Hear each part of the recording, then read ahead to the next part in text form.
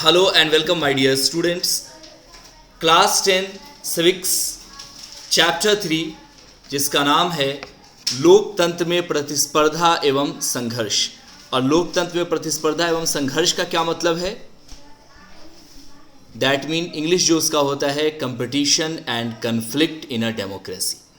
सबसे पहले हम लोग हर बार की तरह जो हेडिंग दिया गया है उस हेडिंग को समझने का कोशिश करते हैं। आप चैप्टर 1 और 2 के बाद थर्ड चैप्टर में आए हैं, तो हमें उम्मीद है कि लोकतंत्र और 9 क्लास को पढ़ के आए हैं, 8 क्लास को पढ़ के आए हैं, तो लोकतंत्र के बारे में आप में हर आदमी को पता होगा, उम्मीद करते हैं। वन शॉर्ट वन लाइन में अगर कहा जाए तो लोगों के द्वारा जो स्थापित शासन होता है उसे हम लोकतंत्र कहते हैं। लोक प्लस तंत्र यानी लोगों का तंत्र यानी लोगों का सिस्टम ही लोकतंत्र कहलाता है। अब हमने पार्ट 1 में पढ़ा था कि सत्ता में किस तरह से साझेदारी किया जाता है, इसका एप्लीकेशन पार्ट 2 में हमने देखा था। अब क्या है कि साझेदारी करने के लिए या सत्ता को हासिल करने के लिए या लोकतंत्र को हासिल करने के लिए हमें, ऐसा तो है नहीं किसी दुकान में लोकतंत्र बिक रहा है जाके खरीद लोगे या किसी के पास है उधार मांग लोगे। आपको पता है, आपने 9 क्लास में पढ़ा होगा फ्रांसीसी क्रांति के बारे में, फ्रेंच रिवॉल्यूशन।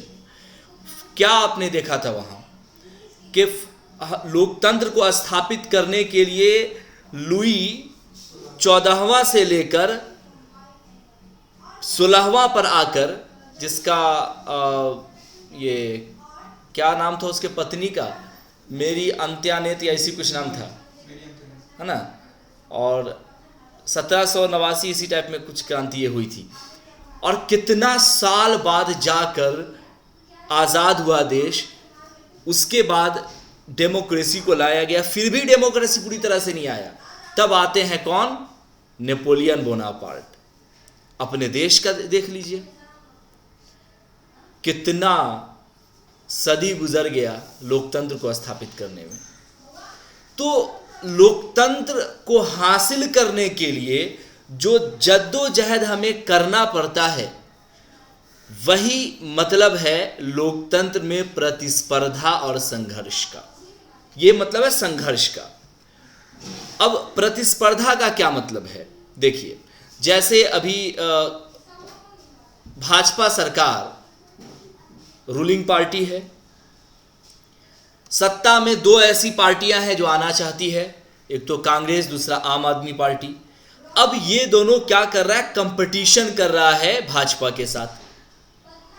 तो लोकतंत्र में पार्टियों के द्वारा, सत्ता के द्वारा, पावर के द्वारा जो संघर्ष होता है, जो कंपटीशन होता है, उसी सेंस को हमें पढ़ना है लोकतंत्र में प्रतिस्पर्धा के बारे में।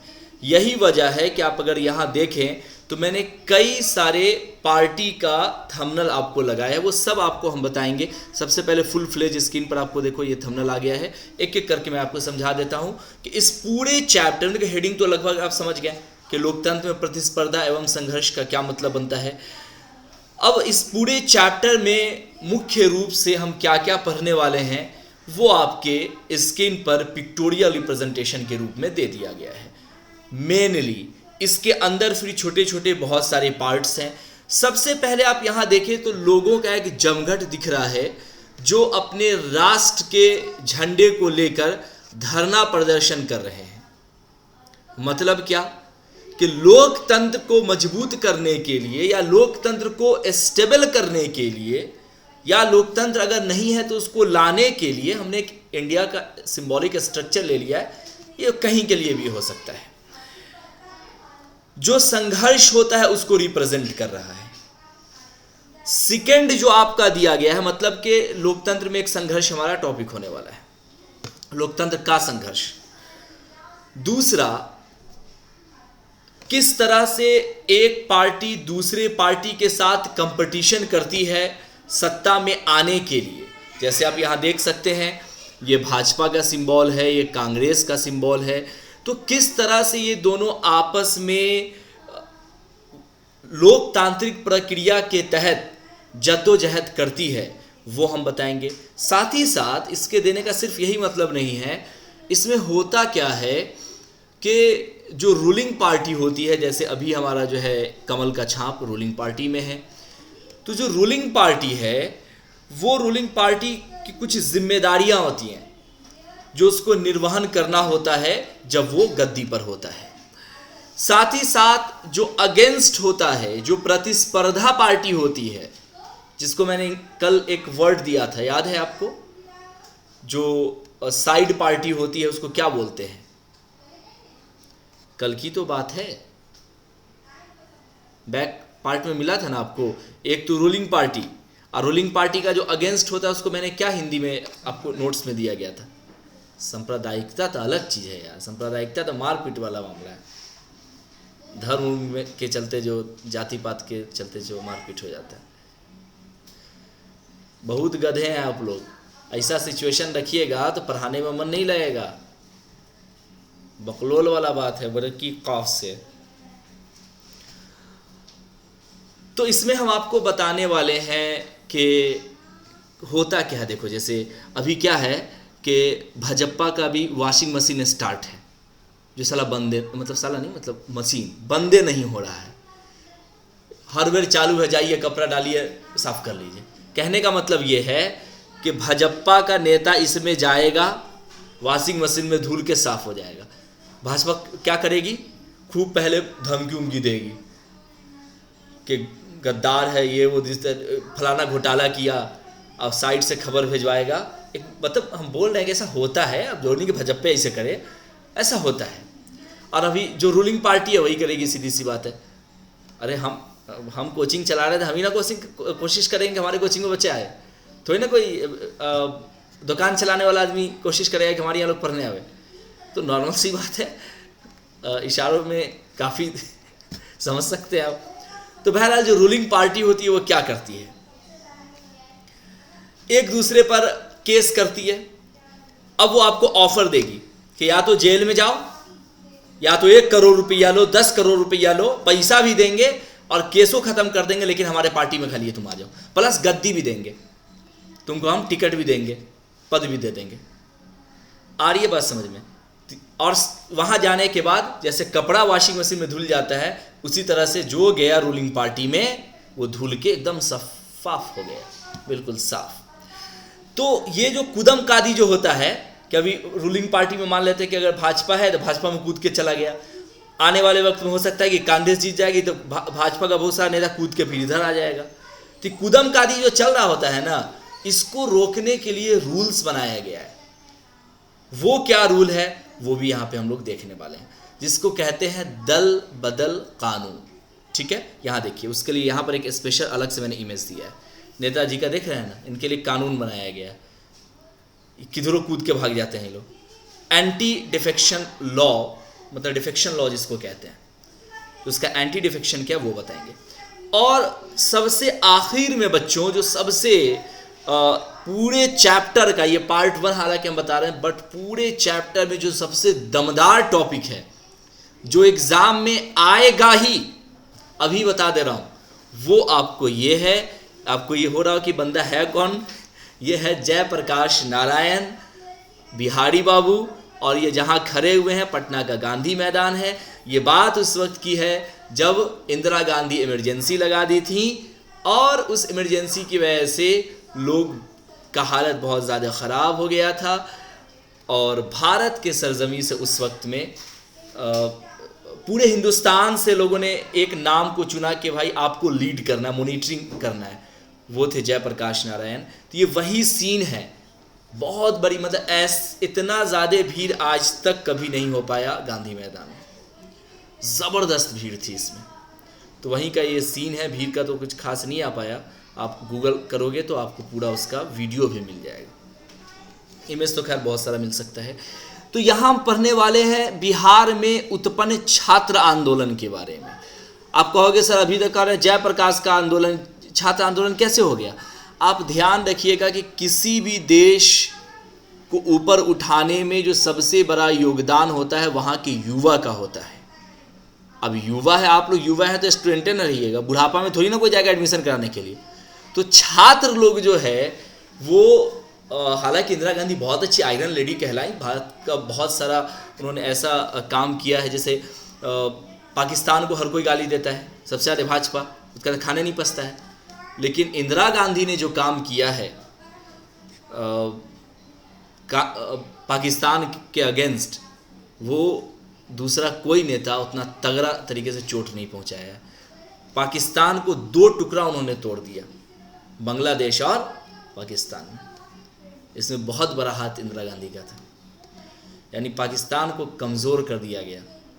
और अगर ये ना होता तो आज मारा पीटी हर हफ्ते होता। अभी है ना, पाकिस्तान अभी खुद कटवा लगे भीख मांग रहा है, ये हाल नहीं होता उसका।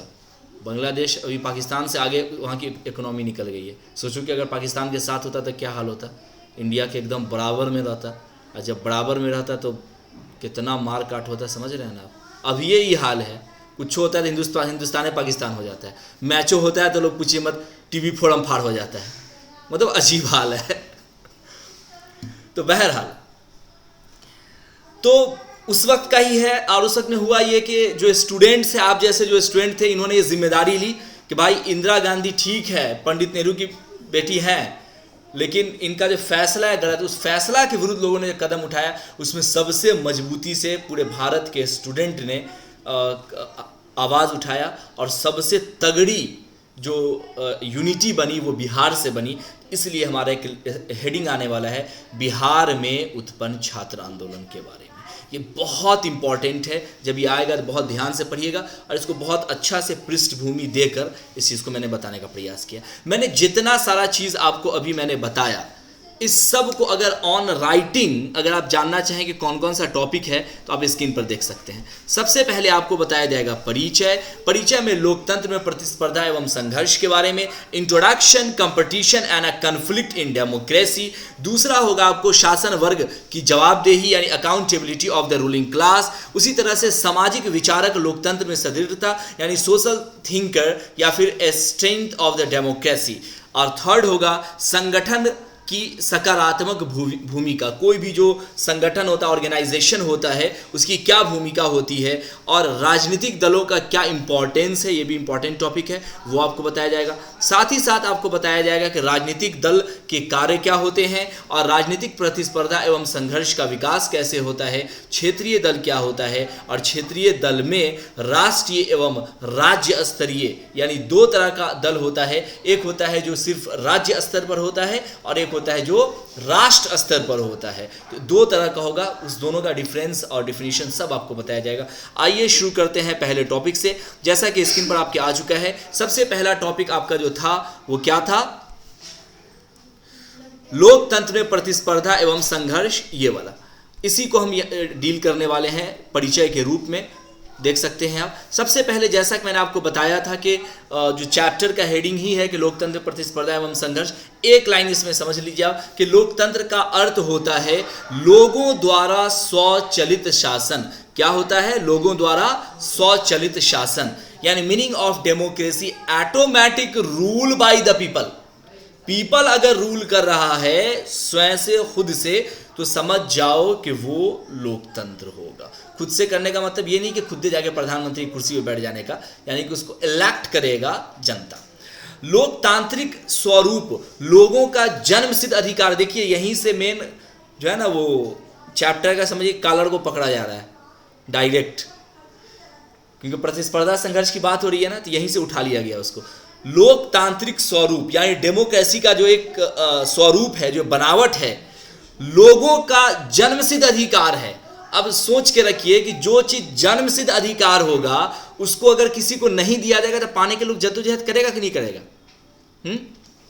लोग क्या बोलते हैं कि कुछ भी बोलो लेकिन मेरे मम्मी के बारे में कुछ मत बोलो, मेरे अब्बा के बारे में कुछ मत बोलो। क्या है? क्योंकि वो जन्मसिद्ध अधिकार है, वही तो जन्म दिए हैं। तो जो जन्म से जुड़ा हुआ मामला होता है ना, बड़ी खतरनाक होता है। अच्छा, जन्मसिद्ध अधिकार का मतलब क्या होता है, इसको थोड़ा डिफाइन कर देते हैं। ऐसा अधिकार, नामे से क्लियर है, जो जन्म से ही आपको मिल जाए। भारत में जो बंदा पैदा लेता है, जहां दुनिया में आया, उसको ये अधिकार मिल गया कि वो लोकतंत्र को फॉलो करे 100 में 100%। और अगर कोई एक दिन के बच्चा को भी अगर कोई लोकतंत्र को अगर फॉलो नहीं करने दे रहा है, अगर एक दिन के बच्चा को अगर ताकत है तो जाके केस दर्ज कर सकता है कि भी हमको 21 दिन आया हुआ दुनिया में, हमको लोकतंत्र को फॉलो नहीं करने दे रहा है, सब ऐसा हो सकता है। तो ये जन्म सिद्ध अधिकार जो जन्म से ही आपको मिल जाए। और क्या क्या मिलता है जन्म से? लोकतंत्र में जितनी सारी चीज़ें हैं वो सब चीज़ें आ जाती हैं। क्या क्या बताऊँ? ब्याह करने का अधिकार, पढ़ने का अधिकार, 18 साल के बाद, ऐसा नहीं कि 21 दिन में शादी हो जाएगा, पैदा हुआ एक दिन से।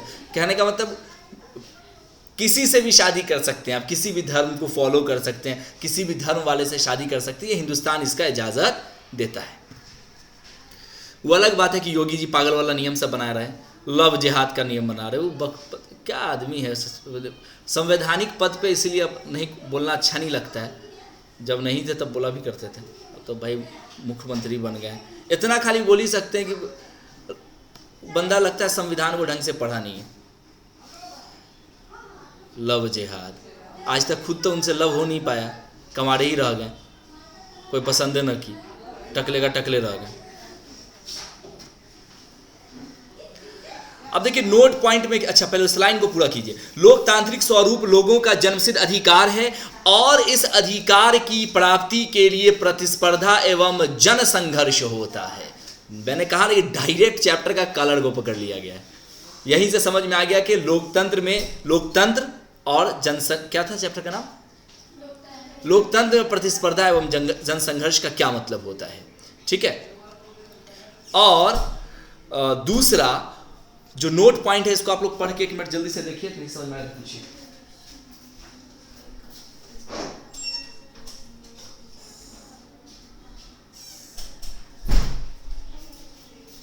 आया तो समझ में? पूरे विश्व में लोकतंत्र का विकास प्रतिस्पर्धा और जनसंघर्ष के चलते हुआ है। कुछ समझ में बात आ रही है कि नहीं?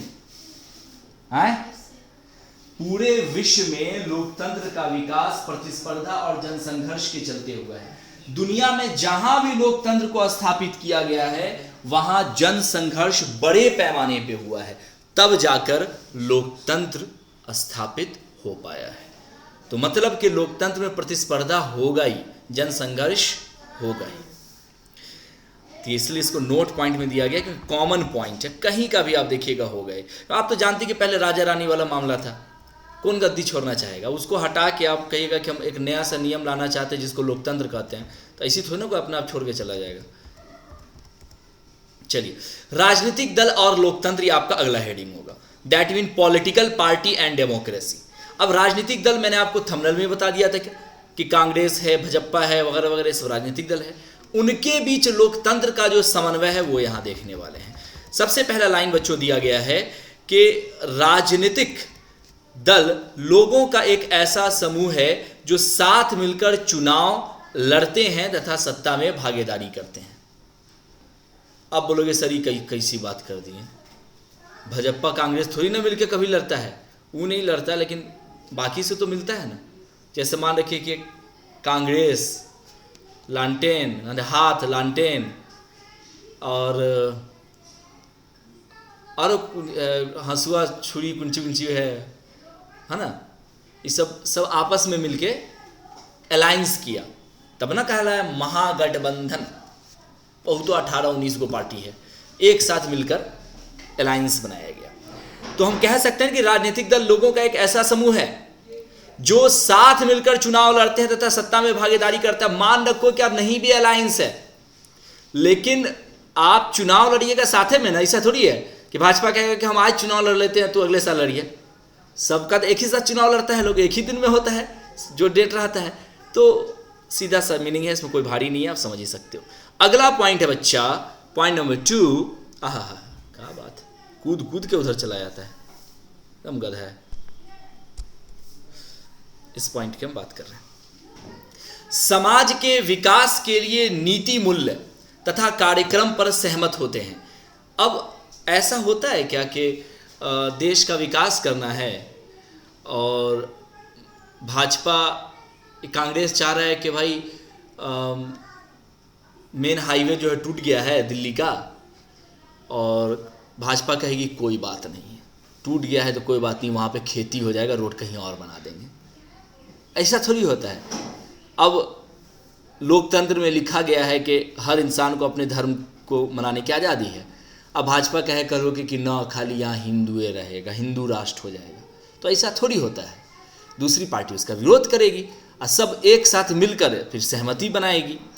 तो मतलब क्या कि समाज का जहाँ पर बात आएगा, समाज के विकास का जहाँ पर बात आएगा, वहाँ पर नीति मूल्य तथा कार्यक्रम पर सहमत होते हैं एक दूसरे से, तथा उस पर मिलकर काम करते हैं दोनों। ठीक है जी, उसी को इंग्लिश में भी लिखा गया है। अब क्या है कि राजनीतिक दल की कुछ विशेषताएं हैं, बहुत छोटे छोटे पॉइंट्स में मैंने दिया है, देख सकते हैं आप। पहला पॉइंट, राजनीतिक दल को लोकतंत्र का प्राण कहा जाता है। आएगा क्वेश्चन एग्जाम में, पहली बता रहा हूं, कोई ऐसा साल नहीं है जो क्वेश्चन किसी न किसी सेट में नहीं पूछता है कि राजनीतिक दल को लोकतंत्र का प्राण क्यों कहा जाता है। तो राजनीतिक दल को लोकतंत्र का प्राण क्यों कहा जाता है भाइयों? आज तक तो यही सुने कि वो हमारा प्राण है, ये राजनीतिक दल को प्राण कह रहा है। बताइए तो ये कैसे हो गया? वो जैसे होता है वैसे ई भी होता है, सीधी सी बात है। काहे किसी को आप लोग कहते हैं कि मेरा कोई जान है, मेरी जान हो, काहे बोलते हैं? क्योंकि भाई वो अगर नहीं तो आप अधूरे, यही ना सेंस है। तो कोई ऐसा लोकतंत्र ही नहीं हो सकता जिसमें राजनीतिक दल नहीं हो। अगर राजनीतिक दल अगर चला जाए तो लोकतंत्र बेजान हो जाएगा, प्राण उसका समझो निकल जाएगा। इसलिए कहा जाता है कि राजनीतिक दल लोकतंत्र का प्राण है। ठीक है ना, कोई रॉकेट साइंस नहीं है। तो ये पहली विशेषता हो गई। दूसरा बात, जनता कहां भाग गया भाइयों? पॉइंट नंबर 2, राजनीतिक दल लोकतांत्रिक शासन प्रणाली को सहायता प्रदान करता है। जो राजनीतिक दल है वो लोकतांत्रिक शासन प्रणाली को सहायता, यही ना सब कुछ करता है भाई। अभी भाजपा जैसे है, कांग्रेस है, तो यही सब ना रूल रेगुलेशन बनाएगा, तब तो लोकतंत्र चलेगा। लोकतंत्र कोई आदमी थोड़ी है कि अपने आप मुंह से आगे बोलेगा हम लोकतंत्र हैं और मेरे पे ये लिखा हुआ है तुमको ये करना पड़ेगा, ऐसा थोड़ी होता है।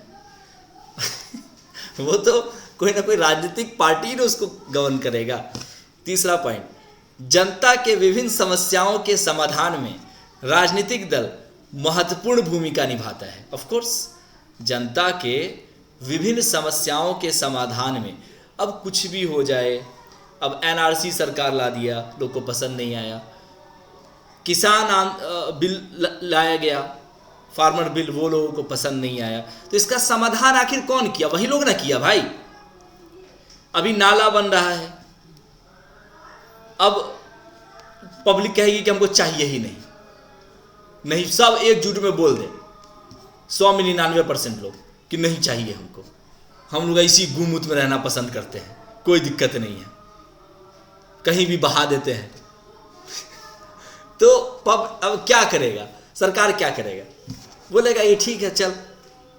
कहने का मतलब ये है कि जनता का कोई भी समस्या हो, अब दूसरा मान ली भैंसवाल वाला बोलेगा कि नहीं हम लोग थोड़ा साफ सुथरे हैं भाई, हमको चाहिए नाला, चाहिए बढ़िया वाला चाहिए, तो दोनों का समाधान जनता करे, क्या कहते हैं, राजनीतिक दल करेगा।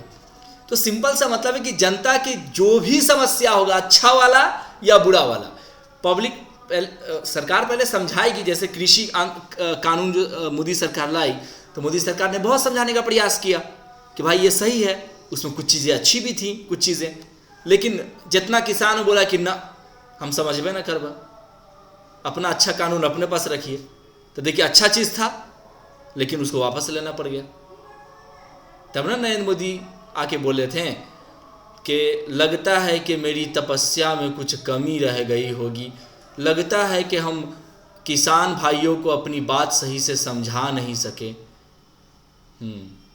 ऐसे होता है। जनता के विभिन्न समस्याओं के समाधान में राजनीतिक दल महत्वपूर्ण भूमिका निभाता है। ये तो कुछ एग्जाम्पल है, तमाम चीज़ें ऐसी होती हैं।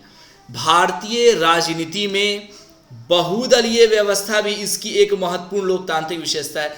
अब कहोगे सर ये नया टर्म आ गया, बहुदलीय व्यवस्था का है, का है? नामे से क्लियर है, बहु मतलब बहुतो, दल मतलब दल, मिट्टी का दल ना, पार्टी। हाँ, यानी ऐसी व्यवस्था जिसमें कई सारी पार्टी होती है वो बहुदलीय व्यवस्था में आ जाता है। व्यवस्था कोई चीज़ कब बनता है? जैसे मैं एक बच्चे को पढ़ाया, 2 को पढ़ाया, 10 हो गया, तो आप उनको एक व्यवस्था बनाना पड़ेगा, ठीक है भाई ये बेंच होगा, लड़की इधर बैठेगी, लड़का उधर बैठेगा, समझ रहे ना। तो जब कई सारा चीज़ एक साथ मिलता है तो उसे व्यवस्था का रूप देना पड़ता है।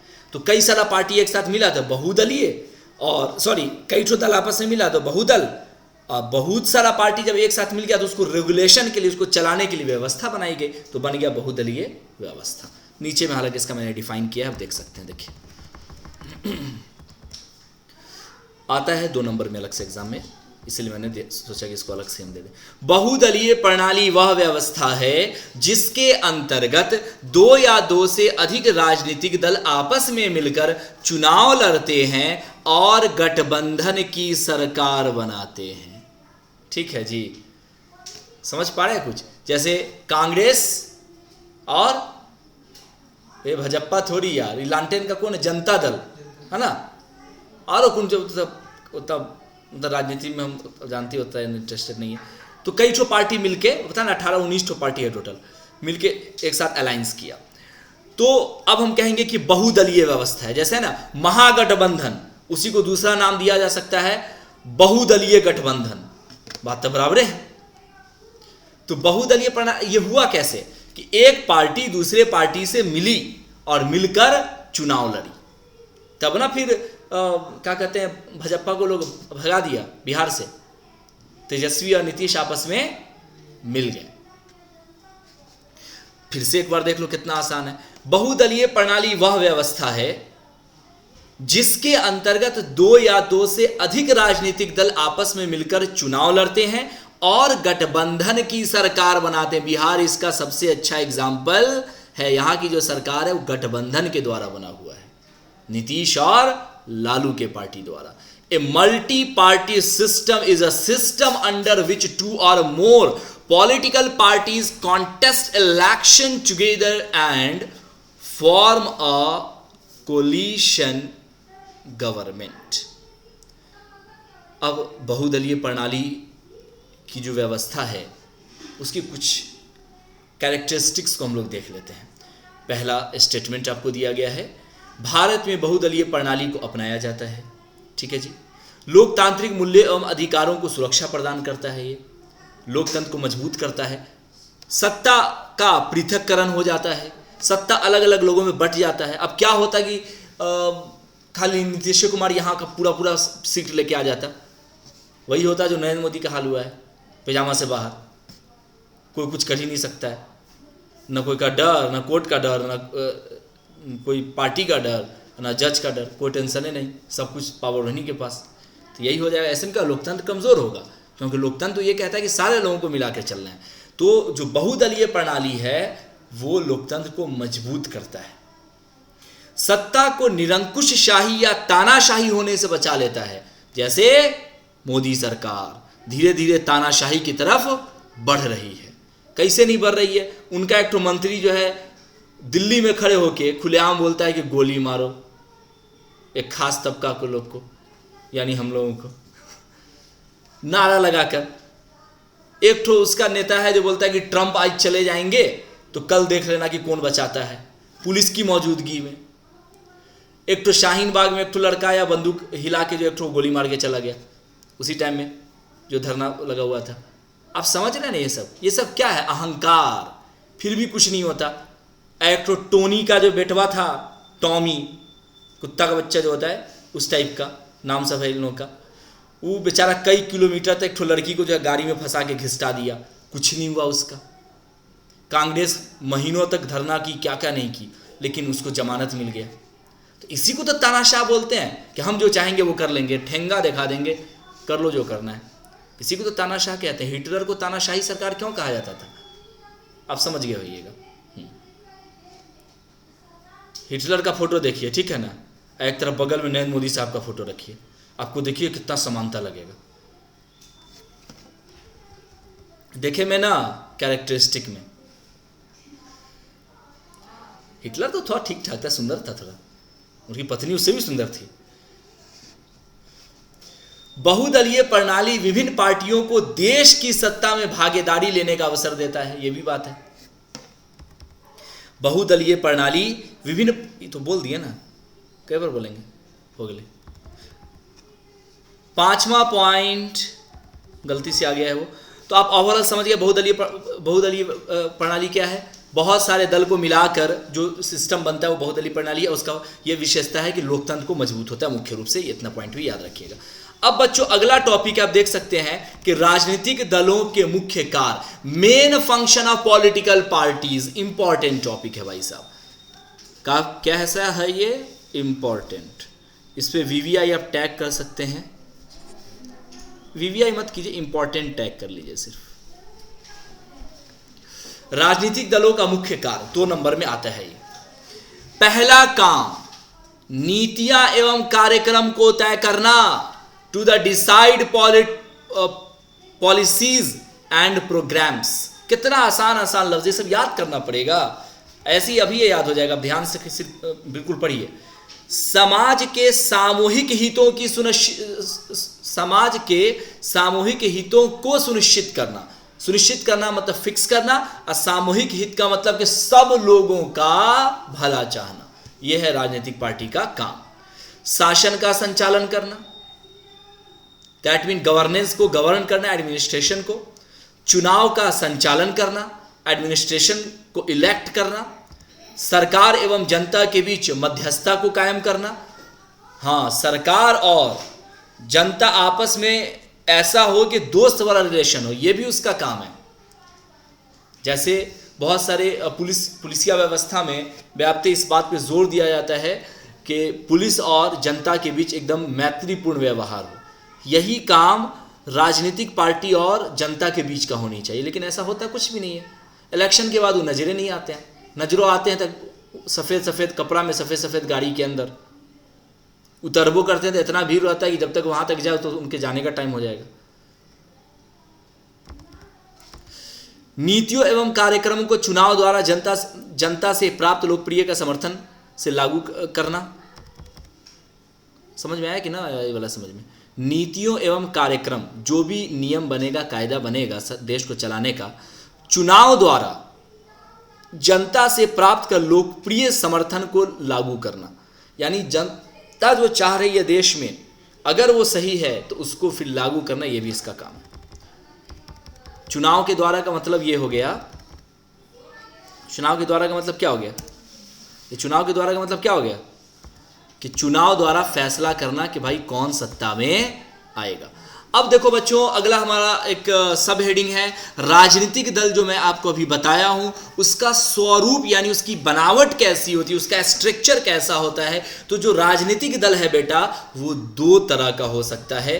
पहला आपका हो सकता है क्षेत्रीय और दूसरा हो सकता है राष्ट्रीय। मैंने आपको इंट्रोडक्शन में ही बता दिया था कि क्षेत्रीय का मतलब जो क्षेत्र में सिर्फ हो, जो सिर्फ राज्य में हो, और राष्ट्रीय का मतलब जो पूरे राष्ट्र में हो। दूसरी बात कि क्षेत्रीय पार्टी का जो पावर होता है वो क्षेत्र तक सीमित होता है, राज्य तक सीमित होता है, और राष्ट्रीय पार्टी का जो गवर्नेंस होता है वो पूरे नेशन, पूरे राष्ट्र तक फैला हुआ होता है। यही 2 पॉइंट लिख दो, हो जाएगा। एग्जाम में आता है क्षेत्रीय और राष्ट्रीय पार्टी दोनों के बारे में। वे दल कैसे आता है, लास्ट में मैंने क्वेश्चन भी दे दिया, आप देख लीजिएगा, एग्जैक्ट उसी टाइप से क्वेश्चन आएगा फाइनल एग्जाम। वे दल जिनका अस्तित्व क्षेत्र विशेष, वे दल जिनका अस्तित्व क्षेत्र, अस्तित्व क्षेत्र का मतलब उनका पकड़, उनका वजूद विशेष, अरे यार क्या है, वे दल जिनका अस्तित्व क्षेत्र विशेष पर होता है, थोड़ा मिस्टेक है। वे दल जिनका अस्तित्व क्षेत्र क्षेत्रीय विशेष पर होता है, उसे हम क्षेत्रीय दल कहते हैं। दूसरा, वैसे सामाजिक दल जिनका अस्तित्व पूरे देश में होता है वो राष्ट्रीय दल कहलाते हैं, यानी नेशनल पार्टी।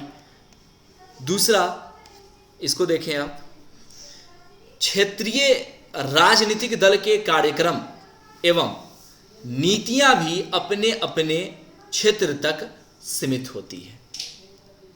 बट अगर हम राष्ट्रीय की बात करें तो इनके कार्यक्रम एवं नीतियां राष्ट्रीय स्तर तक फैले हुए होते हैं। कोई दिक्कत, उसी को इंग्लिश में यहां पे लिख दिया गया। अब देखिए नोट्स पॉइंट में दिया गया बच्चा, राष्ट्रीय एवं राज्य स्तरीय राजनीतिक दल की मान्यता निर्धारण निर्वाचन आयोग द्वारा होता है। अब कौन सी पार्टी बिहार लेवल पर रहेगी, और कौन सी पार्टी पूरे देश लेवल पर रहेगी, ये कौन तय करेगा? ऑब्जेक्टिव में आता है, ध्यान रखना, निर्वाचन आयोग, जिसको हम इंग्लिश में क्या बोलते हैं? इलेक्शन कमीशन, जो पूरा चुनाव का जितना मामला सब वही देखता है, कब होना नहीं होना, किस पार्टी को हमें नेशनल घोषित करना है, किसको हमें सिर्फ स्टेट तक महदूद रखना है।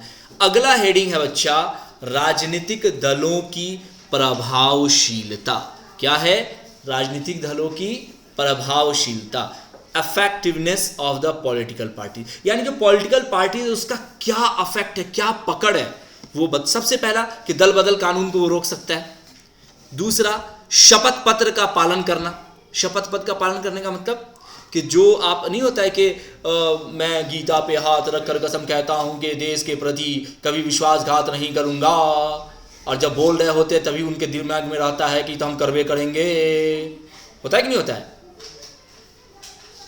तो शपथ पत्र का पालन करने का मतलब समझ गया होइएगा।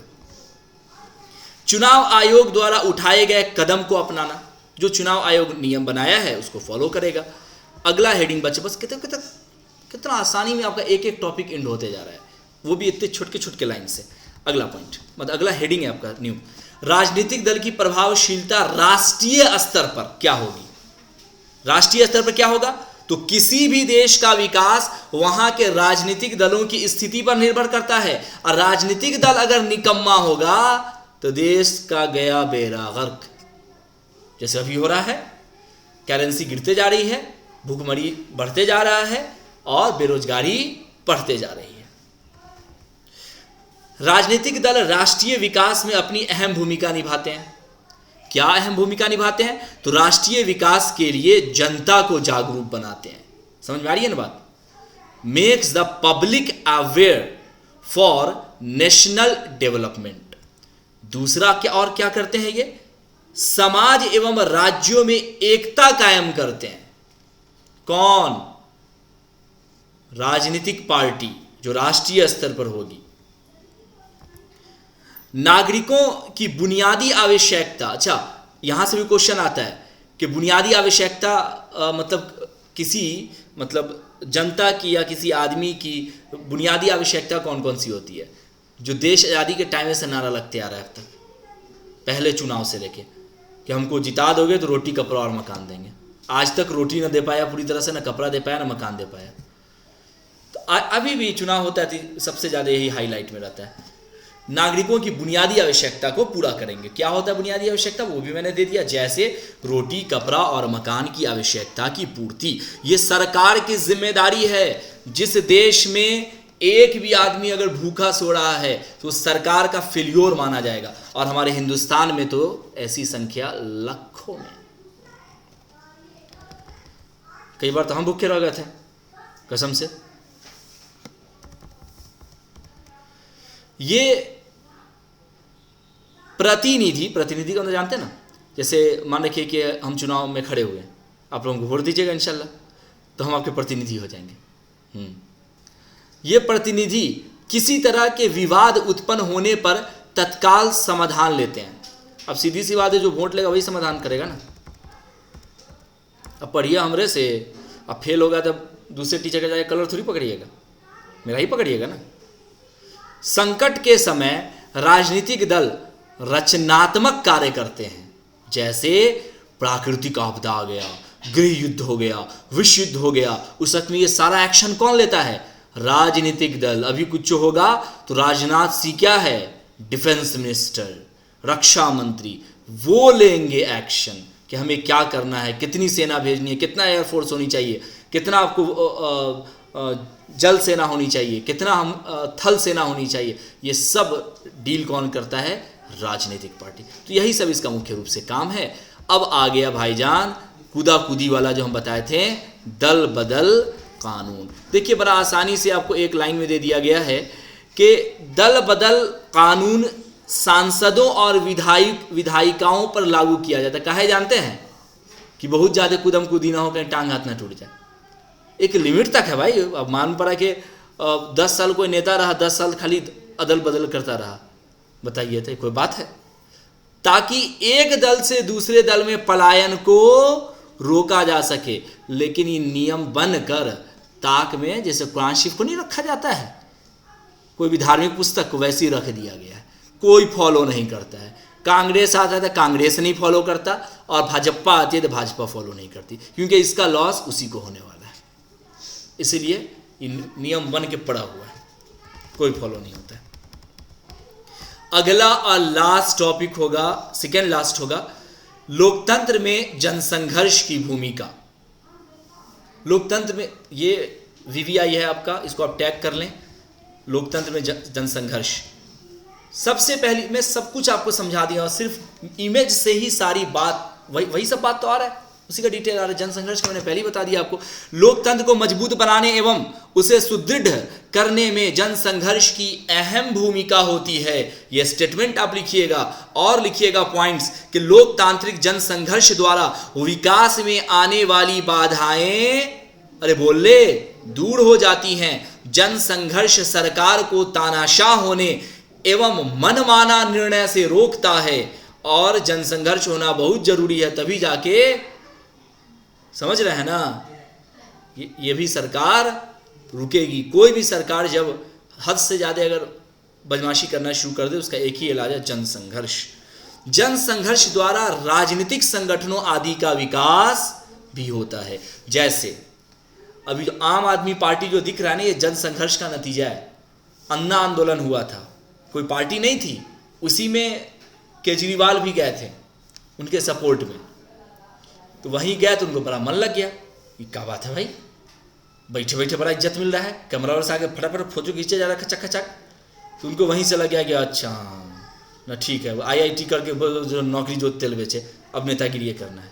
तो वहीं से निकले हैं वो भी, हालांकि वो अच्छे नेता हैं, लेकिन मज़ा उनको वहीं से आ गया था, टेस्ट वहीं से मिल गया था। जनसंघर्ष द्वारा राजनीतिक संगठन आदि का भी विकास होता है, ये मतलब हुआ। जैसे कि आम आदमी पार्टी एक राजनीतिक संगठन है। अब बच्चों, मैंने कहा था कि सेकेंड लास्ट, यानी कि ये लास्ट आपका हो जाएगा। बिहार में छात्र आंदोलन के बारे में बड़ा इंतजार कर रहा है। देखो फर्स्ट पार्ट है, इसीलिए थोड़ा सा लंबा जा रहा है, मतलब लंबा का 45 मिनट का क्लास होता है 1 घंटे का, बट हम आधा घंटा में ही कवर करवा देते हैं, क्योंकि पहला जो पार्ट होता है ना, उसमें इंट्रोडक्शन में ही 15 मिनट चला जाता है आपका। तो इसके बाद जो भी पार्ट बनेगा इंशाल्लाह वो हाफ एन आवर का ही होगा। आइए हम लोग सबसे पहले बिहार में जो छात्र आंदोलन है, इसको समझाने से पहले हम थोड़ा सा पृष्ठभूमि आपको बता दें। पृष्ठभूमि का मतलब जानते हैं? यस, जैसे मैं बोलूं कि अरे अभी समझ जाओगे, ना फिल्म का टेलर आता है, टेलर भाईजान का आया था, जो सलमान खान, पता नहीं ऐसा लग रहा था कि खेत में बैठ के टॉयलेट कर रहा है, बैठ के गजब स्टेप था, और लग रहा था कि हो नहीं पा रहा, उठ रहा, बैठ रहा।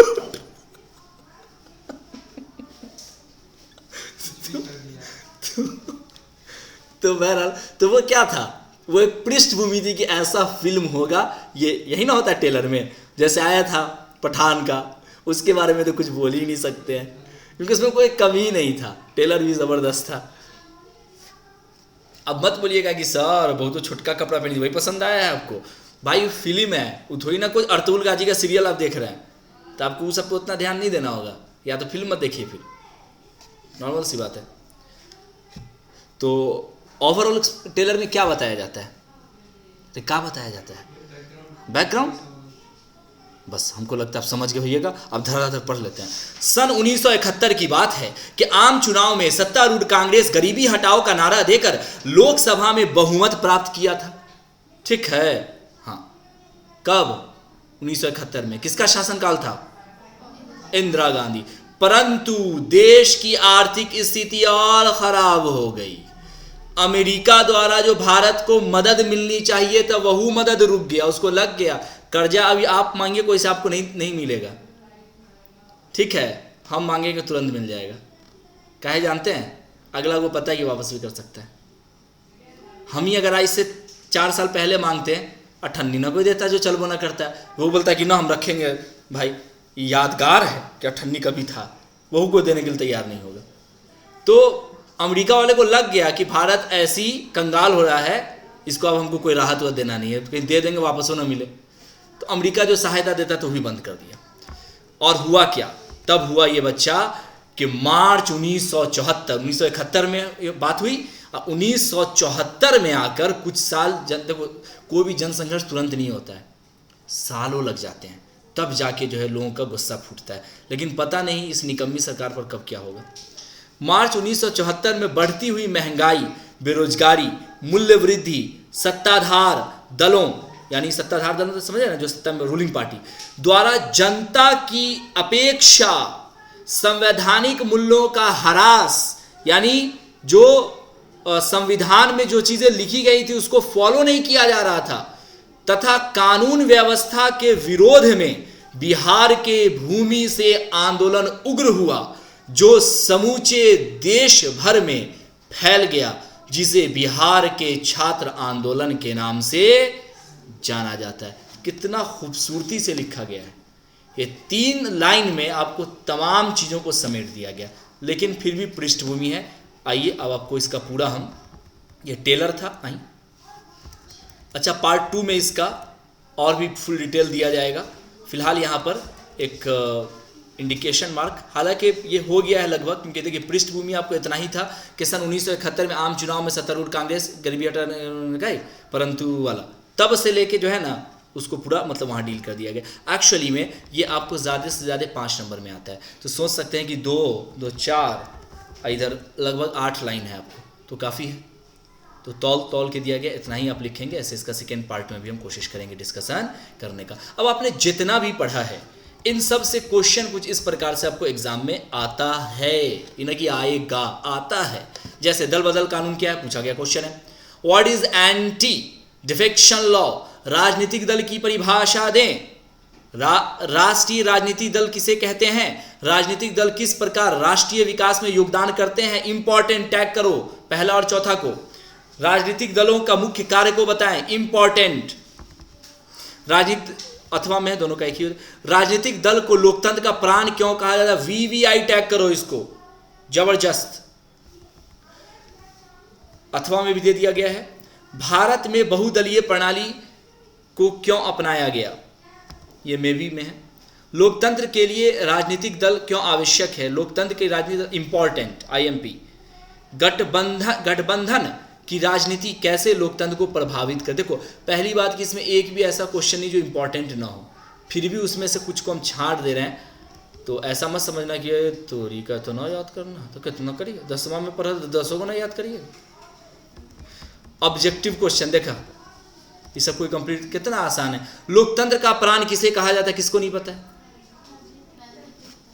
तो जिस हिसाब से पढ़े हो क्वेश्चन की धज्जी बन जाने वाली है, तो सब्जेक्टिव ऑब्जेक्टिव सब सॉल्व कर लोगे इंशाल्लाह। मिलेंगे कल के क्लास में, ये सारी चीज़ें आपको है। टोटल देख लीजिए, टोटल क्वेश्चन कितना है, 10 क्वेश्चन आपको यहाँ पर ऑब्जेक्टिव है, बाकी आपको 11 सब्जेक्टिव है।